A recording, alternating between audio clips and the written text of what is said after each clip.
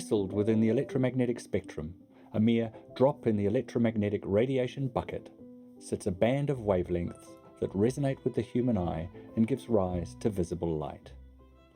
And while all light is visible in some form or another, this miraculous morsel of electromagnetic resonance is responsible for the entire breadth of human vision.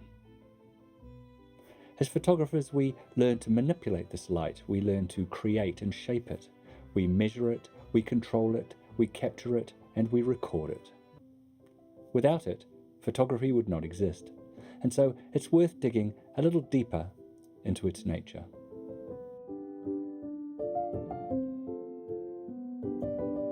Throughout history, our understanding of light has changed considerably, but it wasn't until the 17th century that scientists really began to make inroads into the understanding of the physics of light. In 1637, René Descartes established his theory of light when observing that light changes direction when introduced to a different medium. In describing this change of direction, or refraction, he suggested that light behaved like a wave.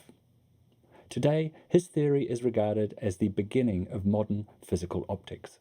However, at the time, the idea that light could be described as a wave was disputed by none other than Sir Isaac Newton. Newton stated in his hypothesis of light in 1675 that light was composed of corpuscles, or particles. He suggested that light couldn't be a wave because waves could bend around obstacles and, well, light only travelled in a straight line.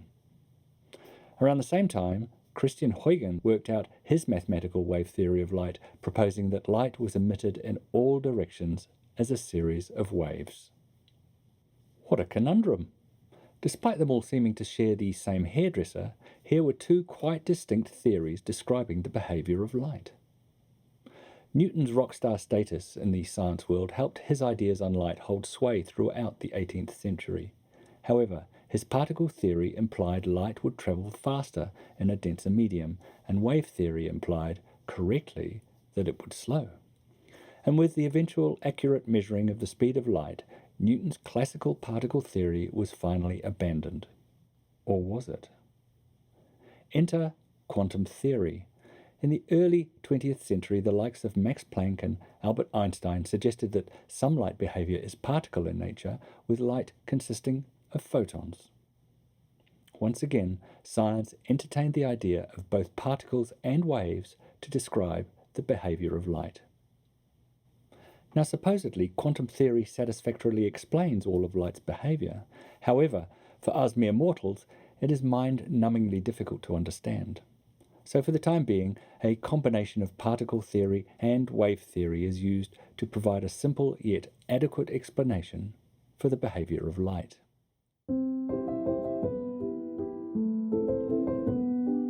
If we think of light as being a tiny part of all the radiant energy that exists in the universe, and that all the radiant energy does indeed exhibit wave-like behavior, then we can measure different radiations by their wavelength and frequency.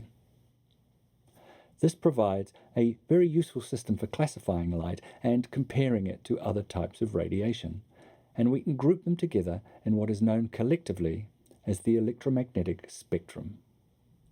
The spectrum is separated into generalized categories, extending from long wavelength radio waves to short wavelength gamma rays. And while radio waves are characterized by their frequency, shorter waves are best described by their wavelength.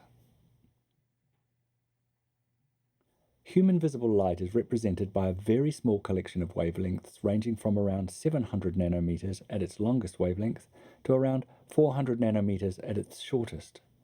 And it's these wavelengths that determine both light's visibility and colour. Now, it's all very well to say, "Let there be light," and point to it on the spectrum, but what causes light in the first place?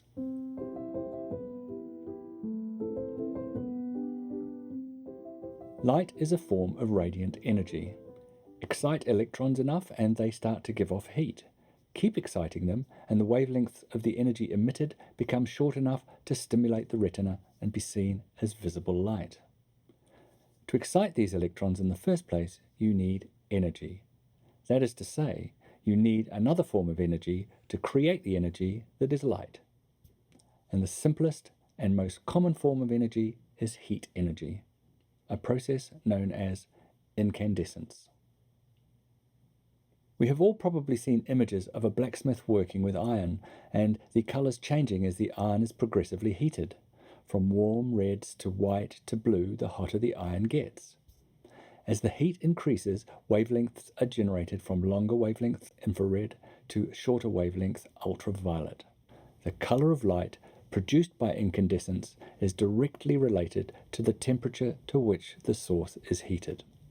Now, because the colour of the light is dependent on temperature, the scale that is used to define the light is known as colour temperature, and the scale that is used to define colour temperature is the Kelvin. As the colour temperature increases, so does its Kelvin value. In order for a source to emit ultraviolet energy, it must be heated to extremely high temperatures. And since the tungsten steel in a tungsten lamp begins to melt around 3650 Kelvin, incandescent sources cannot be used when large amounts of ultraviolet energy or daylight are needed. Enter the discharge lamp.